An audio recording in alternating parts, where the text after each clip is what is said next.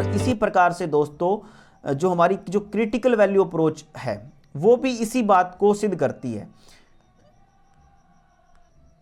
जिसको हम basically table के अंदर देख सकते हैं। बिकॉज जैसे जो क्रिटिकल वैल्यू अप्रोच है वो कुछ नहीं है, वो बेसिकली जेड की वैल्यू ही है दोस्तों, और टेबल के अंदर हम जेड की वैल्यू और पी वैल्यू दोनों को एक साथ ही देखते हैं। तो ये जैसे कि यहाँ पर मैंने लिया है लेवल ऑफ जो सिग्निफिकेंस लिया है दोस्तों, जिसको हम अल्फा के नाम से जानते हैं, वो लिया मैंने 5%। तो 5% के ऊपर जब हम टेबल के अंदर जाके देखेंगे कि 5% जब हम लेवल ऑफ सिग्निफिकेंस लेते हैं, अल्फा की वैल्यू जब हम लेते हैं 5%, तो वहाँ पर जेड की वैल्यू क्या होती है। तो दोस्तों ये हमारी जेड की टेबल है, और जेड की टेबल में आप देख सकते हो कि जो वैल्यू दे रखी है बेसिकली 0 से -3 की, अर्थात लेफ्ट टेल की जो है टेबल दे रखी है। तो यहाँ पर आप देख सकते हो दोस्तों कि जब यहाँ पर ये जो सारा का सारा डाटा दे रखा है ना दोस्तों, ये बेसिकली दे रखा है पी वैल्यू का ही डाटा है। पी वैल्यू का मतलब होता है परसेंटेज, जैसे कि नॉर्मल डिस्ट्रीब्यूशन होता है 0 से लेकर 100% टोटल एरिया होता है, तो यहाँ से लेकर यहाँ तक जाते हैं तो टोटल एरिया हो जाता है। तो और यहाँ पर जो होती है हमारी क्या होता है, सैंपल का मीन होता है, सैंपल का मीन होता है, और जेड की वैल्यू यहाँ पर होती है दोस्तों 0, और यहाँ पर होती है -3, और इस साइड होता है +3। तो जब -3 होता है दोस्तों, तो या तो स्टार्टिंग पॉइंट होता है, तो स्टार्टिंग पॉइंट में आप देख सकते हो कि जब जेड की वैल्यू होती है -3, तो टोटल जो डिस्ट्रीब्यूशन होता है उसका केवल हम 0.0013 ही जो डाटा है वो यहाँ पर रिलाई करता है। उसके बाद हम इसको बढ़ाते हैं तो माइनस का 2.9 अर्थात यहाँ पर आ जाएगा। तो माइनस का 2.9 अर्थात स्टैंडर्ड डेविएशन का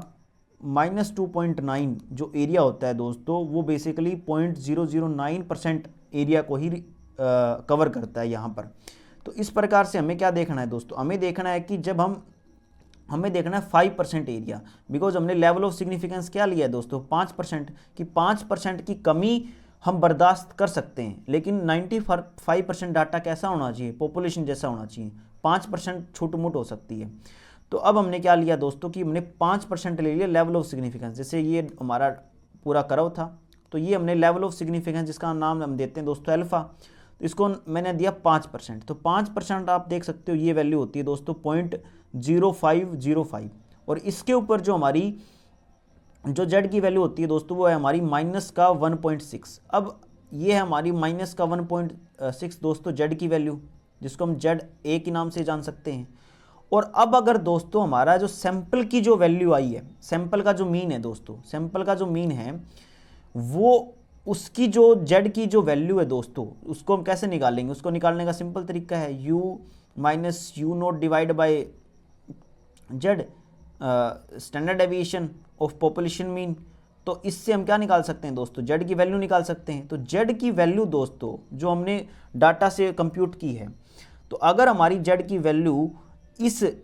-1.6 से आ जाती है, बड़ी छोटी आ जाती है, छोटी होने का मतलब क्या हुआ कि -1.6 है यहाँ पर,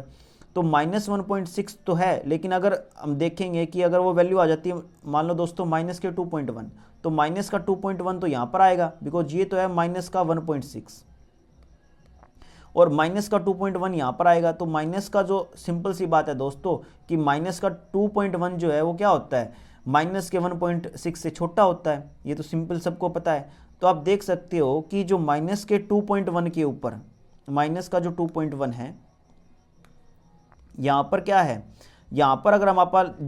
पी वैल्यू देखेंगे तो वो बेसिकली क्या है दोस्तों, वो है 0.01, अर्थात -2.1 पे जो पी की वैल्यू है वो कितनी है दोस्तों, वो केवल 1% एरिया है। और यहाँ पर जो लेवल ऑफ सिग्निफिकेंस वाला है -1.6, यहाँ पर पी की वैल्यू है 5%। तो अब दोनों ही जो टेस्ट है दोस्तों हम एक साथ देख सकते हैं कि जब पी वैल्यू जो हमारी होती है, पी वैल्यू होती है सैंपल की वैल्यू, जब वो लेवल ऑफ सिग्निफिकेंस अर्थात 5% से क्या आ जाती है, कम आ जाती है, तब भी हम क्या कर देते हैं, नल हाइपोथेसिस को रिजेक्ट कर देते हैं। और जब हमारे जेड स्टैटिस्टिक्स जो लेवल ऑफ सिग्निफिकेंस के ऊपर जो जेड की वैल्यू है उससे जो हमने कंप्यूट की है फार्मूला से, सैंपल का मीन माइनस में population mean divide by standard deviation, वो हमारा छोटा आ जाता है, अर्थात -2.1 आ जाता है, तब भी हम क्या कर देते हैं दोस्तों, इस जो नल हाइपोथेसिस है उसको रिजेक्ट कर देते हैं। और यही बात इस टेबल के अंदर आपको देखने को मिलेगी कि यहाँ पर जो ये हमारा है दोस्तों सैंपल का जेड की वैल्यू जो हम फाइंड आउट करते हैं, सैंपल का मीन माइनस में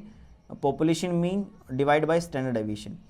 और अगर ये क्या हो जाता है दोस्तों, छोटा है या इसके बराबर है किससे, माइनस के जो भी हमारा लेवल ऑफ सिग्निफिकेंस के ऊपर जो जेड की वैल्यू आती है उससे अगर हमारा छोटा हो जाता है, तब हम क्या कर देंगे दोस्तों, हम नल हाइपोथेसिस को रिजेक्ट कर देंगे। तो ये सारा का सारा दोस्तों लोअर टेल टेस्ट का पूरा जो है प्रोग्राम था जो मैंने आपको यहाँ पर पेश किया है। और अगर दोस्तों आप मेरे साथ मिलकर यूजीसी नेट इकोनॉमिक्स 2024 कहूँ या इसको मैं 2025 जनवरी कहूँ, उसकी प्रिपरेशन मेरे साथ मिलकर करना चाहते हैं तो आप मेरे साथ लक्ष्य बैच के अंदर जुड़ सकते हैं।